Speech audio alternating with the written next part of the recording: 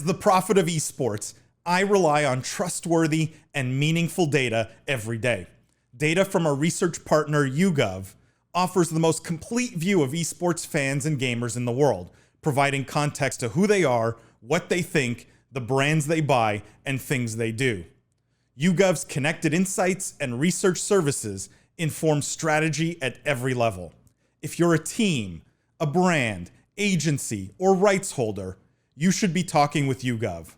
Their partners measure and maximize ROI and are telling compelling stories with data.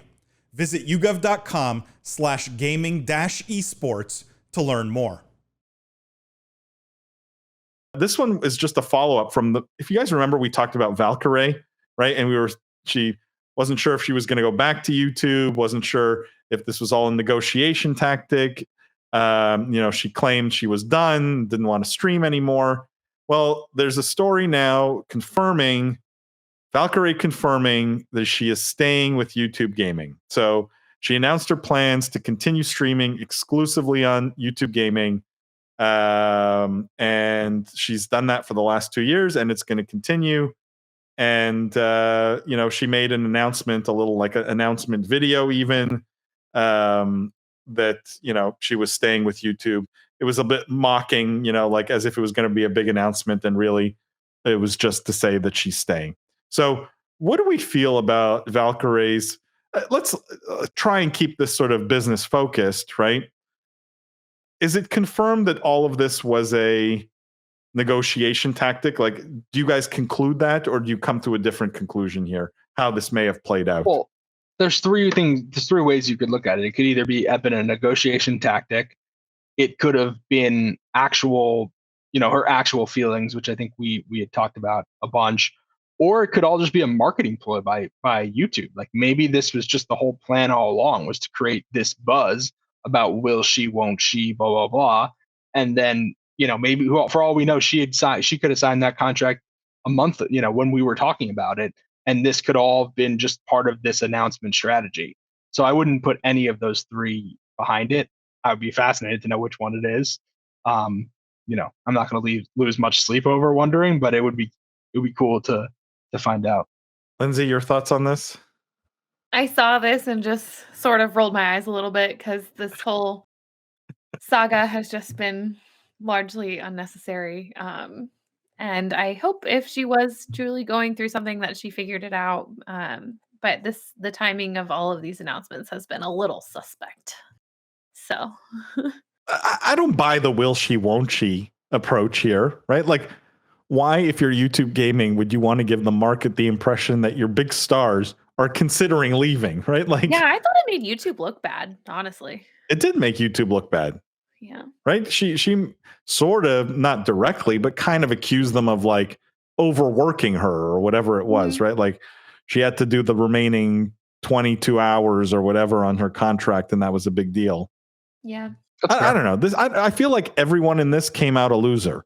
YouTube Gaming doesn't look good. Valkyrae doesn't look good. I'm guessing behind the scenes, my guess is this was a pure negotiation tactic to get more money out of YouTube Gaming. And the fact that she went back to YouTube after she kind of like, it wasn't a glowing review of YouTube Gaming, shows just how much desperation there is at YouTube Gaming, right? Like, it means they probably caved if there was a negotiation. Yeah, it doesn't. Does this not? It's not good, right? Like she comes out looking like a winner. Maybe not from a PR standpoint, but from a bank account standpoint, it seems. Yeah, like bank account standpoint, it's probably the that. winner. Yeah, secure the bag. YouTube Gaming got they're gonna have a new head. Your favorite person, Ryan Wyatt, has moved to a new, very exciting seeming job. So best of luck to him. Who do you think? I heard they're taking applications for head of YouTube Gaming. So this is your chance now, Paul. Put you on your thinking cap and get in there. They could take my beautiful Prophet of Esports jersey, put it on a hanger and lay that on a chair, and it would lead YouTube Gaming more effectively than the current management. But I mean, anything's better than what's there right now. Literally, I don't think there's anywhere anything YouTube gaming could do at this point that wouldn't be an improvement. So, like this just seems totally mismanaged, right? Like this whole Valkyrae thing should have been done in private, should have been a positive announcement, not this like waiting and seeing and making it seem like your big stars want to leave. It just felt mismanaged. All right. Unless you guys have any other thoughts on this, let's move on. Let's talk about some same vein here. Staying. Chain says athletes do it all the time. Valkyrae just pulled an Aaron Rodgers. It's a good point. It's a good point. I think the complaining didn't sit well with a lot of people, and then the platform caving to that, if anything, shows weakness, right? It was also kind of the platform for giving her a streamy in the middle of it, and it was just all it all just had a weird flavor going on. It wasn't. This isn't like the worst thing to ever happen in streaming, and I don't think she's a villain by any means. And if she got more money, good for her. She certainly deserves it. She's a top streamer, but it just was a little funky smelling. Lindsay, don't you think like Dr. Lupo, Tim the Tatman, all the other big stars who are on YouTube gaming may look at this and go, we should pull something similar, right? Like if YouTube gaming did give her more, and we don't know, this is all speculation, right? If they did give her more as a consequence of this, do we see a lot of these big talent pull the same move, holding out for more money from YouTube gaming? I mean, they might as well. YouTube gaming doesn't have a super clear strategy. They've been losing more to Facebook gaming. They've been spending more on streaming.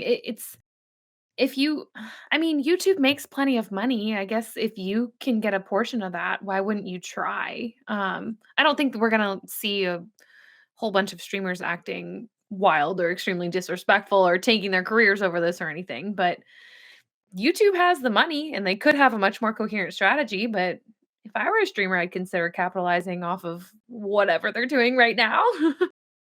Yeah, I mean, talent's always going to extract value. I mean, that's sort of like just the nature of any talent industry. Like you've seen this in the movie industry, you've seen this sports. It's pretty much just a fact. Like the money ends up accruing to the talent. Until things break.